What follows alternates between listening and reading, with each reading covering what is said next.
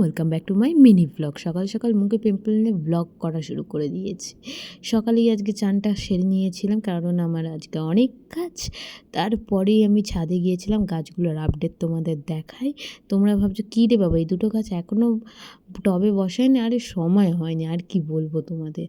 এবারে গাছে অনেক কুড়ি এসেছে, যেহেতু ডালগুলো আমি ছেটে দিয়েছিলাম।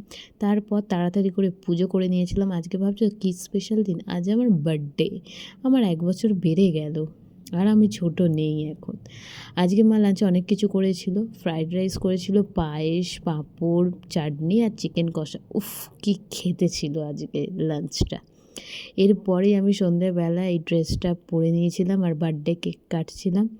আমার মা আমার ভিডিওটা করে দিয়েছিল। তো এরকম কার সাথে হয় যে কেক কাটতে গিয়ে ছুরি ভেঙে যায়? দেখো আমার সাথে হয়। মানে কি বলবো, আমার সাথে এইসব ব্যাপার হয়। তো কেকটা খুব ডেলিশিয়াস খেতে ছিল। আর হ্যাঁ, কত বছর সেটা আর জিজ্ঞেস করো না, লজ্জা লাগে, মেয়েদের বয়স জিজ্ঞেস করতে নেই। মাকে বলছিলাম একটু কেক খাও, মা বলছিল না পরে খাবো, ভিডিওটা করে দিই। তো মা একটু লজ্জা পাচ্ছিল। এই হলো আমার বার্থডে ড্রেস।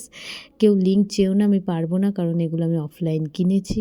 আমার অ্যাক্সেসারিজ, আমার জামা ফামা সব। আর এই হলো কেকটা। আর কটা বার্থডে পিক তুলেও ছিলাম, কেন বার্থডে বলে কথা, পিক তুলব না হতে পারে। তো এভাবেই আজকের দিনটা শেষ হলো, খুব ভালো কেটেছে। তোমরা এভাবেই পাশে থেকো, লাইক শেয়ার অ্যান্ড সাবস্ক্রাইবটা প্লিজ করে দিও, তোমরা ভুলে যেও না। টাটা।